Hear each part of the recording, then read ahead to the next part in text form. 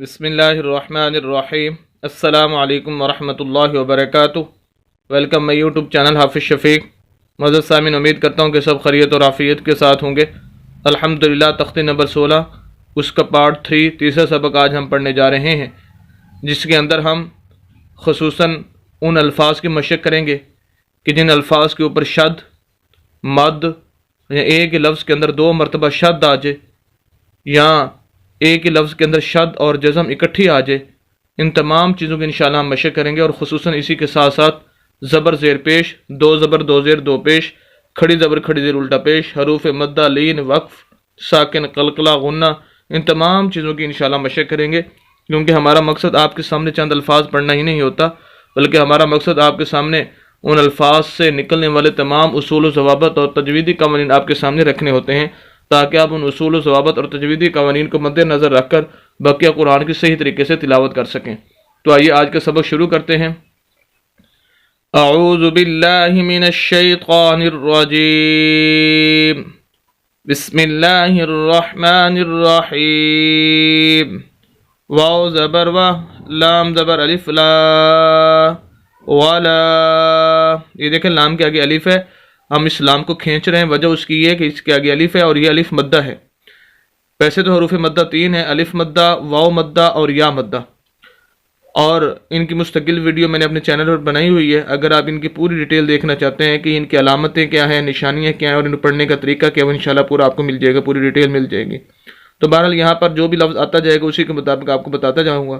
یہاں پر یہ الف مدہ ہے، الف مدہ کی علامت اور نشانی یہ ہے کہ ایسا الف جس کے پچھلے لفظ کے اوپر زبر آ جائے، ایسا الف جس کے پچھلے لفظ کے اوپر زبر آ جائے اسے الف مدہ بولتے ہیں، اور جس کے آگے الف ہوگا اس لفظ کو ہم لمبا کریں گے، تو لام کے آگے یہ الف مدہ ہے تو اس وجہ سے لام کو لمبا کریں گے۔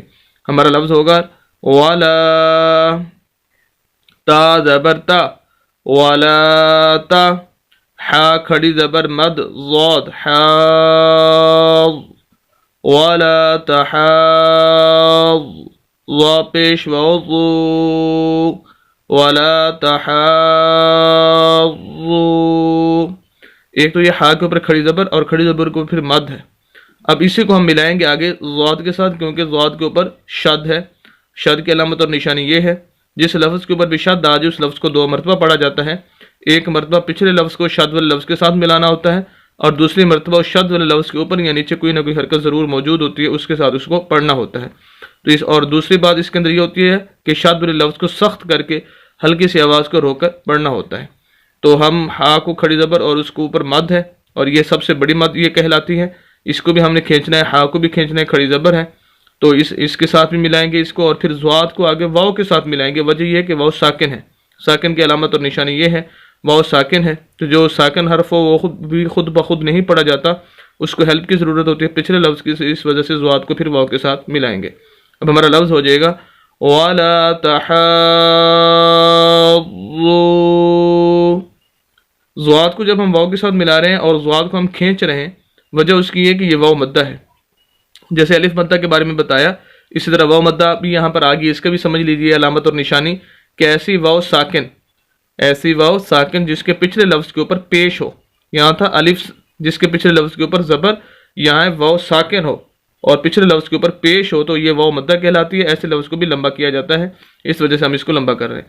نون زبر نہ، ولا تحاضون، وقف کریں گے تو آخری حرف نون ہے، اس کو ساکن کر دیں گے، جس طرح واو ساکن ہے، زبر اس کے ختم ہو جائے گی، لفظ ہو جائے گا ولا تحاضون۔ واو زبر صاد وس، درمیان میں الف اور لام ہے، یہ خالی ان کو نہیں پڑھنا، واو کو ڈائریکٹ صاد کے ساتھ، کیونکہ صاد مشدد ہے، شد والی ہے، اور اس لفظ کو 2 مرتبہ پڑھا جائے گا، پھر اس کے اوپر کھڑی زبر اور مد، پھر اس کو صاد کو ملائیں گے فا کے ساتھ، اور پھر فا کے اوپر کھڑی زبر ہے کیونکہ فا بھی مشدد ہے، اس کو بھی 2 مرتبہ پڑھنا ہے۔ تو یہ طریقہ ہوگا اس کا، واو زبر صاد وس، صاد کھڑی زبر مد، فا صاف، وصاف، فا کھڑی زبر فا، وصافا، تا زیر تی، وصافات۔ وقف کرنا چاہیں تو یہ آخری حرف تا ہے، اس کو ساکن کر دیں گے تو وقف ہو جائے گا والصافات، یہ طریقہ ہوگا اس کے وقف کا۔ دو ہی لفظ پڑھنے جا رہے ہیں، آپ کے سامنے یہ پڑھ دیے ہیں الحمدللہ۔ امید کرتا ہوں کہ ان کو آپ بخوبی سمجھ چکے ہوں گے، اور خصوصاً جو ان دو الفاظ کی روشنی کے اندر آپ کو اصول و ضوابط اور تجویدی قوانین بتائے گئے ان کو آپ بخوبی سمجھ چکے ہوں گے۔ مزید اسلامی ویڈیوز کے لیے اور قرآن کو صحیح تجوید کے ساتھ پڑھنے کے لیے ہمارے یوٹیوب چینل حافظ شفیق کو ضرور سبسکرائب کیجئے، صدقہ جاریہ سمجھ کر ہماری ویڈیوز کو شیئر بھی کیجئے۔ ملتے ہیں نیکسٹ ویڈیو کے اندر کل انشاءاللہ۔ اجازت دے، اللہ حافظ۔